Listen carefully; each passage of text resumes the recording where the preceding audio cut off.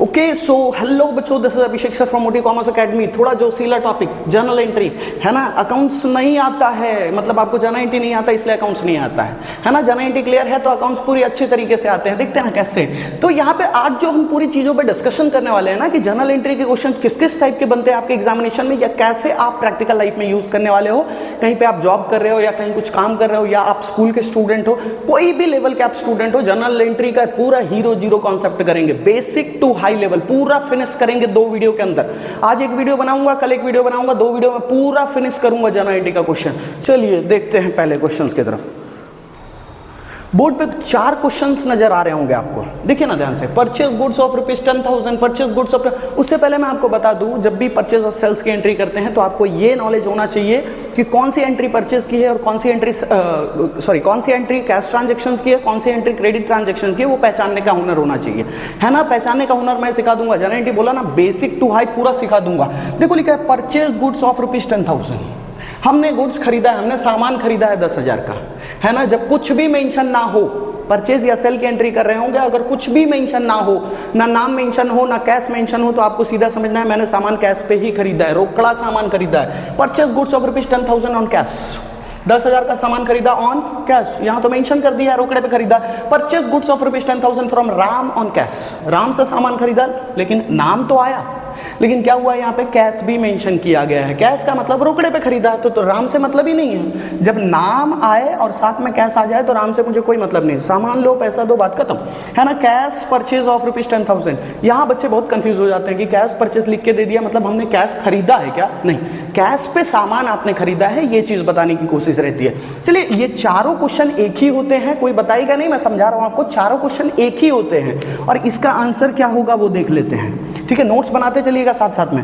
अभी एक बात बताइए कि गुड्स अगर मैं खरीदूंगा, याद कीजिए रियल अकाउंट बोलता था debit what comes in, real account deal कर रहा था ना गुड्स असेट प्रॉपर्टीज से, तो डेबिट व्हाट कम्स इन। बताइए मेरे पास गुड्स आया कि नहीं?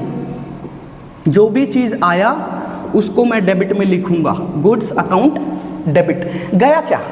सामान खरीद रहा हूं, पैसा जा रहा है। बताइए क्रेडिट में कैश अकाउंट लिख दूं? क्रेडिट को हम 2 करके लिखते हैं, 2 कैश अकाउंट। डेबिट में हमने क्या लिखा? Goods account debit 2 cash account. Goods आया इसलिए debit what comes in, rule ऊपर है, debit what comes in, credit what goes out. Goods आया, कैश गया, है ना। तो goods account debit 2 cash account. सामान कितने का था भाई? 10,000 का, हमने रिकॉर्ड कर दिया। ये है जर्नल एंट्री। ये चारों क्वेश्चन का आंसर यही है, goods account debit 2 cash account. अब एक बात ध्यान से समझिएगा, आपने देखा होगा कि भाई जब हम गुड्स परचेस करते हैं या सेल करते हैं तो ये गुड्स के जगह पे हमको लिखना रहता है परचेज अकाउंट। याद रखिएगा, किसके जगह पे बोला मैंने? गुड्स के जगह पे। और अगर मैं सेल्स करता तो गुड्स के जगह पे मुझे लिखना पड़ेगा सेल्स अकाउंट। आगे वीडियो में वो भी आएगा। चलिए इसको ध्यान से समझ लीजिए, फिर मैं आगे बढ़ता हूं कि क्रेडिट ट्रांजैक्शंस के क्वेश्चन परचेस रिगार्डिंग किस किस तरीके के आ सकते हैं। इसका स्क्रीनशॉट लीजिए, नोट्स बनाते चलिए। अगला क्वेश्चन पे ध्यान लगाइए, देखिए क्या लिखा है। Purchase goods of ₹20,000 from Shyam. मैंने क्या बताया आपको? परचेज और सेल्स की एंट्री जब होगी और नाम आ जाएगा उसमें कि मैंने किसी से खरीदा और सिर्फ नाम रहा, तो ये कौन सा ट्रांजैक्शन कहलाता है? क्रेडिट ट्रांजैक्शन, मतलब उधार पे खरीदा हमने, है ना, उधार पे खरीदा। देखिए पहले क्या हो रहा था कि गुड्स आ रहा था, पैसा जा रहा था, तो नाम से हमको मतलब नहीं था, ठीक है। लेकिन जब ऐसा होगा कि purchase goods of ₹20,000 from Shyam, हमने श्याम से गुड्स खरीदा। देखिए ये पर्सन है, डब्बा बना देते हैं, ये कौन है? श्याम। और श्याम से हम क्या कर रहे हैं? गुड्स खरीद रहे हैं, ये हम हैं, ठीक है। श्याम को ऐसा बना दिया, हम ऐसे हैं। श्याम से हमने गुड्स खरीदा। बताइए गुड्स आ रहा है कि नहीं? गुड्स आ रहा है। तो एक चीज तो क्लियर है कि भाई डेबिट में क्या आएगा? Goods account debit. Goods account debit हो गया। हमको डेबिट क्रेडिट का ही तो फंडा समझना है भाई। गुड्स मैंने खरीदा, गुड्स आया, बताओ परचेस किया गुड्स, तो गुड्स अकाउंट डेबिट लिख दिया हमने। और क्रेडिट में क्या लिखेंगे? अगर पैसा चला जाता मेरे हाथ से, सामान खरीदता पैसा जाता, तो क्रेडिट में मैं लिखता है 2 कैश अकाउंट, है ना। लेकिन क्या पैसा यहाँ जा रहा है मेरे पास से? श्याम को मैं बोला हूँ बाद में दूंगा। बताइए उधारी ट्रांजेक्शन है, तो क्रेडिट में मैं इसका नाम लिखूंगा 2 श्याम अकाउंट, 20,000। तो जब आप पेमेंट कर दें तो क्रेडिट में 2 कैश अकाउंट लिखेंगे, पेमेंट बाकी रह गया तो सामने वाले बंदे का नाम लिख देंगे, है ना। जो भी बंदा रहेगा उसका नाम लिख देंगे। देखिए दोनों ट्रांजैक्शन एक ही था, purchase goods of ₹20,000 from Shyam, और दूसरा क्या लिखा? Purchase goods of ₹20,000 from Shyam on credit, उधार पे, श्याम से हमने उधारी पे खरीदा तो goods account debit to Shyam account. और ये तो फंडा आपको पता है कि गुड्स के जगह पे हम क्या लिख देते हैं भाई, परचेज। जब हम परचेज करते हैं तो परचेज अकाउंट को डेबिट कर देंगे और सेल्स करेंगे तो गुड्स के जगह पे हम सेल्स लिखेंगे। ठीक है, ये नोट डाउन कर लीजिए, फिर आगे बढ़ेंगे सेल्स की एंट्री की तरफ। आ गया भैया sales regarding question. Sales regarding question को सब कैसे डील करेंगे, देखो लिखा है sold goods of ₹5,000, sold goods of ₹5,000 on cash.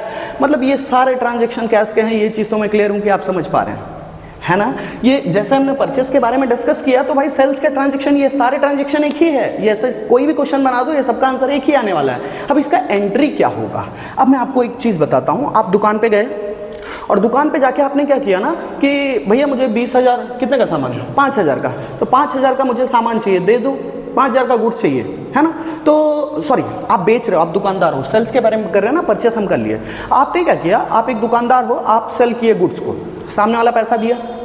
क्या क्या हुआ ये ट्रांजैक्शन के बीच में, क्या क्या चल रहा है, एक दिमाग पे जोर डालिए और सोचिए कि मेरा गुड्स जा रहा है, कैश आ रहा है, बेचा हूं ना सामान, गुड्स जा रहा है, पैसा आ रहा है, सेल किया हूं, गुड्स गया, पैसा आया, बात खत्म, वही खेल खत्म।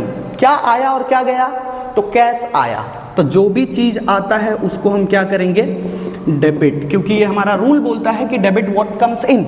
और क्रेडिट में हम क्या लिखेंगे भाई, गुड्स अकाउंट। क्रेडिट में लिखेंगे हम गुड्स अकाउंट। याद कीजिए ना, कैश आया, गुड्स गया। सोल्ड का मतलब होता है बेचना, मैं गुड्स बेचा, तो बेचा तो गुड्स जा रहा है, पैसा आ रहा है ना। तो जो आया उसको हमने डेबिट किया, जो गया उसको हमने क्या कर दिया, क्रेडिट। ठीक है, डेट जो भी रहेगा आप मेंशन कीजिएगा, एलएफ में इस तरीके से लगाइए, डेबिट क्रेडिट। अमाउंट डालेंगे, 5,000 का सामान है, 5,000। एक और चीज याद होगा कि गुड्स के जगह पे हम क्या करते हैं, जब परचेज करते हैं सामान तो परचेज लिखते हैं, जब सेल करेंगे तो हम क्या लिखेंगे, सेल्स अकाउंट, है ना। ये सारे एंट्रीज का ये एंट्री होने वाला है, ये सारे ट्रांजैक्शंस का। ठीक है, देख लीजिए एक बार, फिर उसके बाद क्रेडिट ट्रांजैक्शन पे चलते हैं। ओके बच्चों, जरा मुझे बता दो कि ये दोनों ट्रांजैक्शन में क्या डिफरेंस देखने को मिल रहा है, क्या कोई डिफरेंस है कि दोनों ट्रांजैक्शन सेम ही है, बोलने का मतलब सेम ही है। क्या लिखा, सोल्ड गुड्स ऑफ ₹15,000 टू अमन, हमने अमन को सामान बेचा, है ना। जब भी नाम आता है तो हम क्या समझते हैं, उधारी का ट्रांजैक्शन है। ठीक है, क्रेडिट ही तो है। दूसरा क्या लिखा, sold goods of ₹15,000 to Aman on credit, Aman को हमने क्रेडिट पे सामान बेचा, दोनों ही उधारी ट्रांजैक्शन हो रहा है। कोई अमन नाम का बंदा है जो मेरे दुकान पे आया सामान खरीदने, तो मैंने क्या किया, उसको सामान दे दिया, मैंने बेच दिया सामान, तो ओके, गुड्स गोज आउट। एक चीज तो मेरे दिमाग में फिट हो गया कि गुड्स गोज आउट, है ना। तो गुड्स गोज आउट, तो यहाँ पे लिखेंगे ना क्रेडिट में to goods account, goods goes out ना। एक चीज तो क्लियर है, क्या आपको पैसा मिला इसके बदले में, नहीं। तो नहीं मिला तो इसके जस्ट अपोजिट में जाके मैं यहाँ पे लिख दूंगा अमन अकाउंट डेबिट। कितने का ट्रांजैक्शन था, 15,000। अगर पैसा मिल जाता हमको तो हम क्या मेंशन करते, cash account debit to goods account. Goods के जगह पे हम क्या लिखते हैं sir, sales account, sales account. कहीं लिख के रखिए, एक नोट्स लिखवाता हूं आपको। जब भी हम सामान परचेस करते हैं, मतलब गुड्स परचेस करते हैं, तो परचेज का एंट्री हमेशा डेबिट में आएगा, एंट्री हमेशा डेबिट होगा। और जब हम सेल्स करते हैं तो सेल्स का एंट्री हमेशा, एकदम नोट बना के रख लीजिए, क्रेडिट होगा। सेल्स को एकदम क्रेडिट में जाके लिख देने का बिंदास। देखो, टू सेल्स अकाउंट, अगर यहीं मैं सामान खरीदा होता ना, यहाँ लिखा तो परचेज गुड्स ऑफ ₹, तो परचेज को डेबिट में जाके लिख देता, बिंदास एकदम। ठीक है, परचेज हमेशा डेबिट होगा, सेल्स हमेशा क्रेडिट होगा। बाकी जितने भी रिकॉर्ड्स होंगे उसके सामने, जैसे सेल्स को मैंने क्रेडिट में लिख दिया, बाकी जितने भी रिकॉर्ड होंगे इसके उल्टे में, और परचेज का एंट्री डेबिट में किया होता तो बाकी जितने भी रिकॉर्ड उसके उल्टा साइड में होता। ठीक है, इसका स्क्रीनशॉट ले लीजिए, इसका नोट्स बना लीजिए, फिर हम बढ़ेंगे आगे।